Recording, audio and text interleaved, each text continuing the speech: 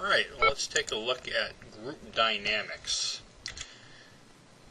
The opportunity is to find the sweet spot when looking at groups. We need to create some stress, but we have to put it on a value system. We don't want to create too much distress because people won't function. And we want to be able to create eustress that makes the stress useful to somebody. So we're going to take a look at some of the group dynamics that happen throughout the course. And you might remember these from your own experience. One of the things you're going to work with later in the course is what are the barriers to care? Why don't people help each other? And so one of the reasons is that we don't know how to work in groups or understand group work.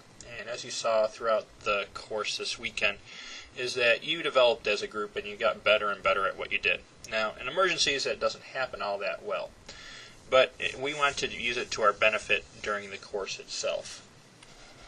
So we understand some of the barriers to care that people panic. Some people are scared about injuring the victim more, maybe using improper techniques, their own physical limitations, maybe even the issues of liability, being sued, and then the fear of infection, and maybe even fear of the victim. As a group, you can manage these barriers and learn from each other in constructive ways throughout the course, and that's part of our design. So as we just talked about the different areas of experiential learning, there's a concrete experience that's happening here.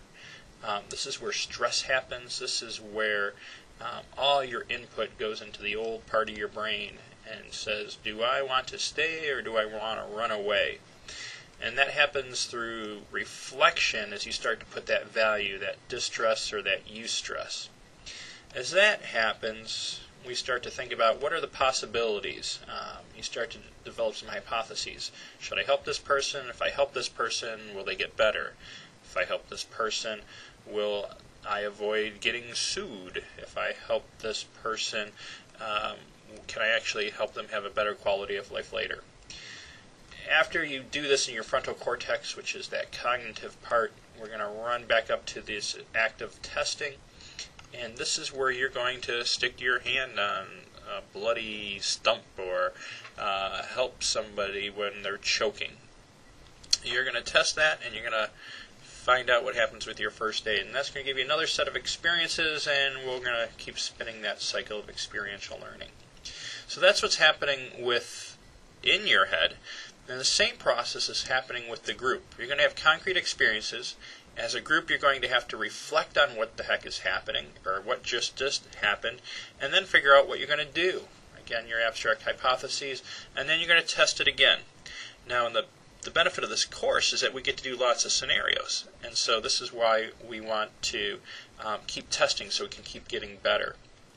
So I want you to remember that learning is biological, it's philosophical, and it's transactional. The environment offers you a lot of stimuli. That person screaming, the coldness, helps your brain figure out what's going to go on. As educators, you learn about the impact of creating different environments for different stimuli, and that learning happens within the individual.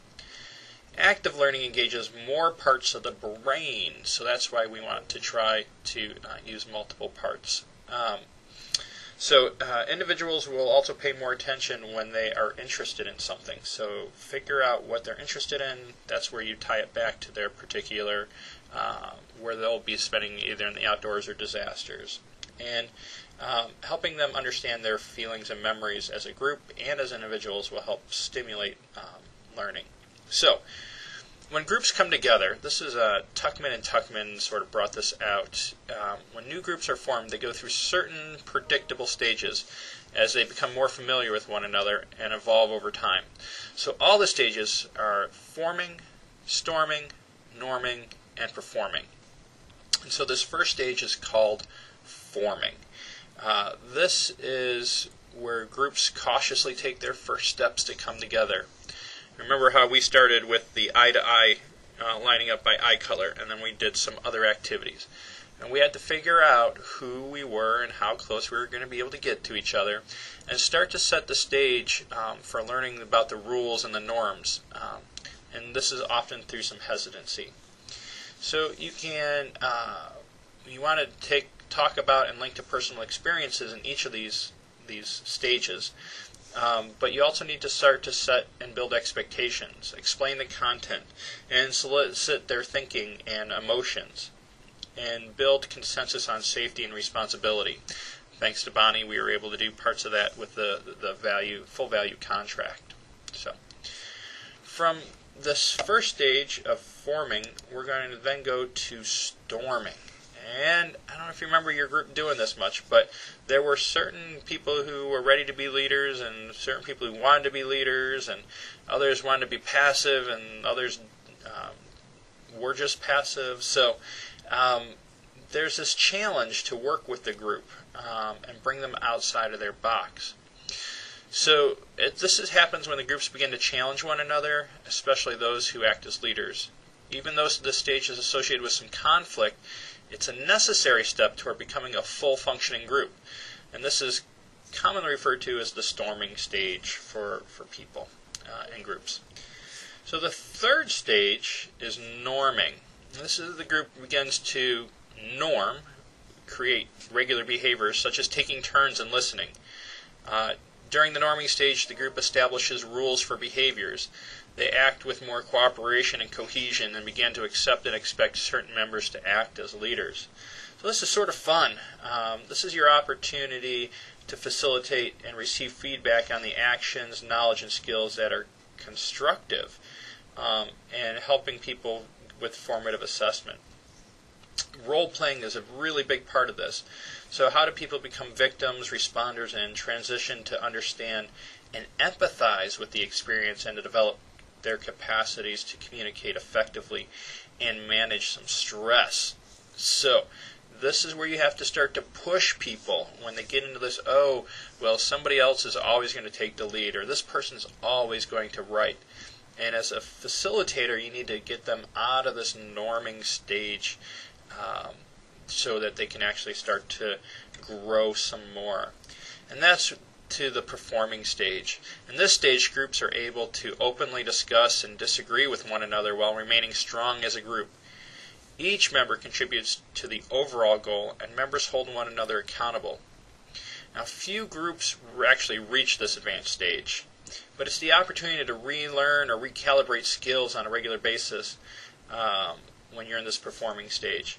And you have to remember that first aid is part of a total system, and a failure between other parts can make first aid moot. So if you start to lose your sight on safety, or if you lose your sight on resources, the first aid portion doesn't make any sense anymore. So we want to be holistic in helping groups get to this performing stage. I hope you see yourself being at that performing stage and thinking about how you got there. Now, you remember you did that within the context of that one group. Every time we add somebody to the group or take somebody away, we start the whole process over. So we'll start with that forming again and understanding the new roles and getting through that. You'll want to take this into consideration as you're working as a first aid instructor to move course participants through these stages as you decide if you're going to mix and match groups at different times during the course. So understand that there will be some of this disagreements, and that's okay as long as we remain respectful to one another and get to that overall stage. All right, I'm going to give you a couple things to do online around group dynamics. Thanks.